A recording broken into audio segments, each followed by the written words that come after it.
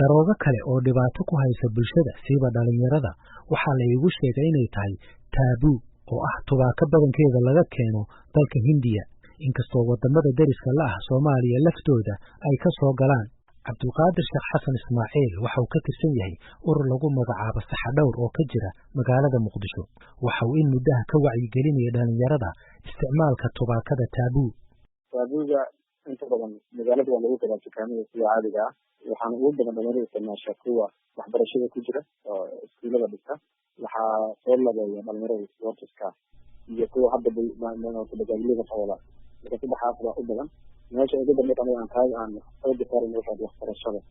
ma qiimeyso si gaar ah ma u eegtay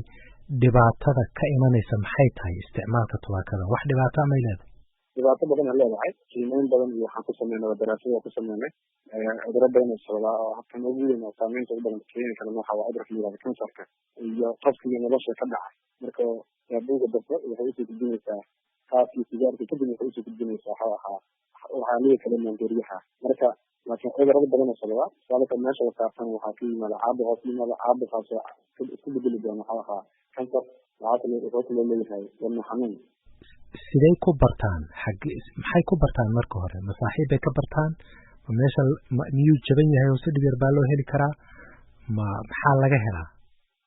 qiimaha laga siiyo aad u jaban yahay oo qiimo yar oo raqiis ah laakiin meesha ugu badan uu samaro qofkani waxa waaye saaxiib inta badan saaxiibka bara oo kala ardayda markii fasalka oo kadib inta badan tusaale markaan arday soo qaadanayo waa meesha ugu badan ka sameeyo wacyigelinta waa iskuulada marka asagoo wuxuu arkaya xaalad kala duwan imtixaan ku adkaan meelaha laga faa'iideysto imtixaanka ku roobinta kana ku fogaanayo wax dibiyo waayo waxa waa xaalad kala duwan balso sameey sidii marka ku bilaabo ardayda inta badan marka saaxiibada inta badan sababa oo ardayda macnaha faras ama dadka isticmaalada waalidiinta qaarkood waxay bilaabeen